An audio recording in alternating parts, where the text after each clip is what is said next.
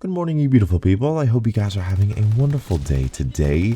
Today, I want to explain why I believe only 9 maps in multiplayer make sense. Now, historically speaking, Call of Duty has always launched with at least 13 to 16 multiplayer maps. That's kind of the standard for Call of Duty at this point. However, people have gotten the game early, they've gone into multiplayer, and they've seen that there are only 9 multiplayer maps. Why this makes sense to me is because there are 3 war game mode maps.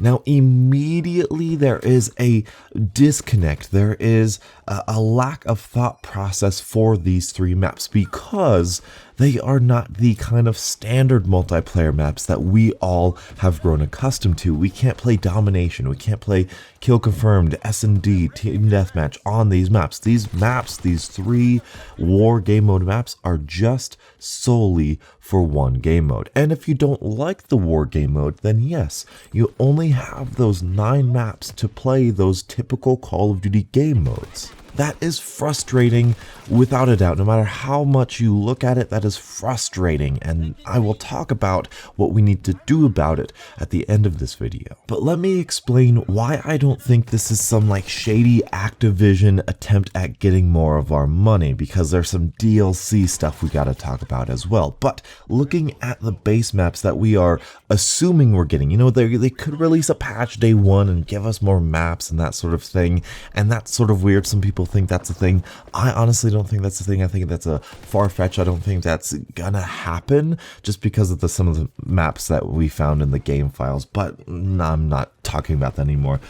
What we have is 9 multiplayer maps and 3 war maps. Now, when we look at the workload Sledgehammer had to do for these maps, at the amount of content therein as a whole for the multiplayer section of the game, as far as that is concerned, as far as the workload is concerned, it kind of adds up. There are 12 maps altogether, 9 regular and 3 war mode, but together that's 12.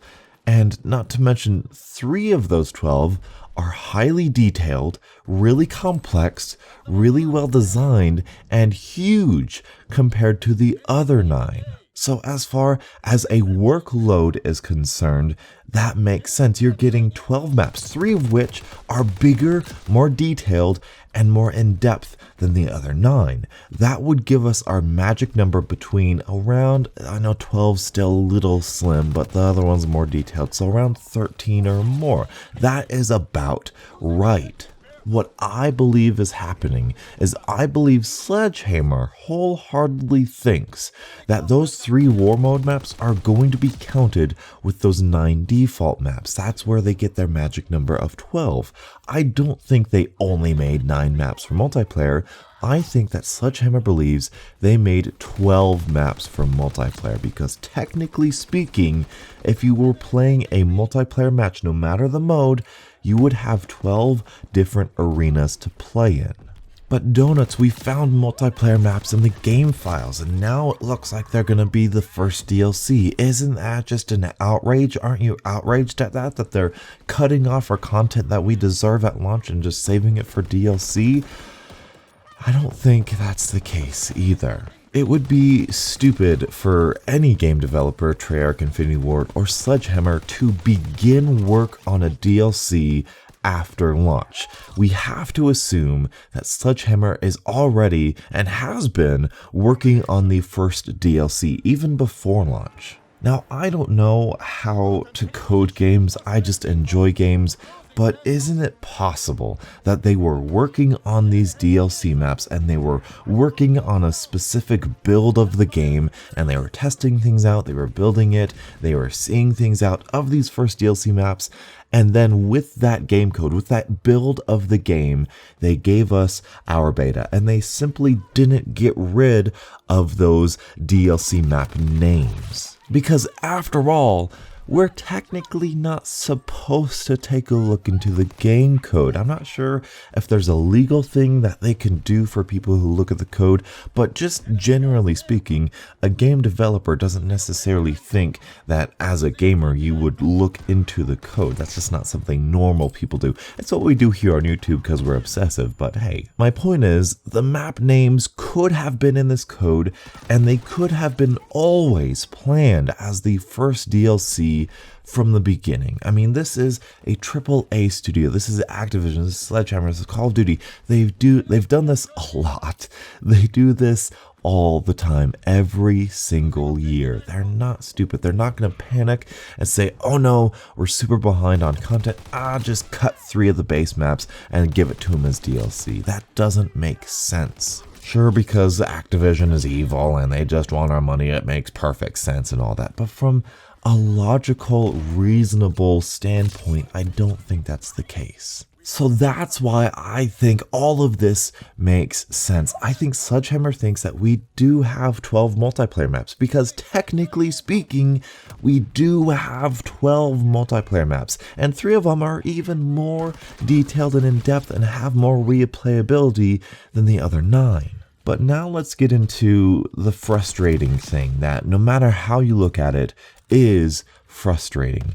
Whether or not you like the war game mode or dislike the war game mode, you are sort of segmented into these 9 maps. I love the war game mode. I loved it in the beta, but if I want to play Domination or Kill Confirmed or Hardpoint, I only have 9 different options as opposed to previous year's Call of Duty where I had 13 to 16. I don't know if that's going to kill replayability for me. If these are 9 spectacular maps, I think I'll be fine with it.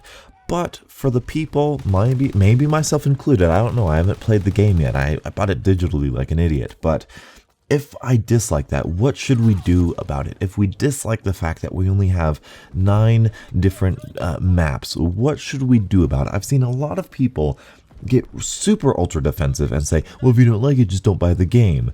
Now, the whole pay with your wallets idea works. I think it works well for some situations.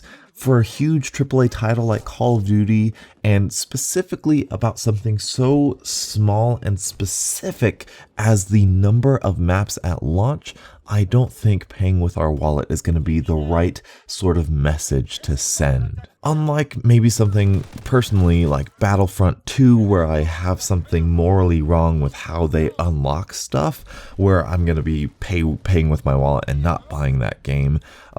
This is something where the problem is I really enjoy the game and I want more of it. Why would I not buy a game that I enjoy because I want more of that game? That just doesn't make sense to me. So what do we do about it? Well, I believe we are doing something about it. Believe it or not, I think we're actually doing something positive. We are complaining. We are criticizing.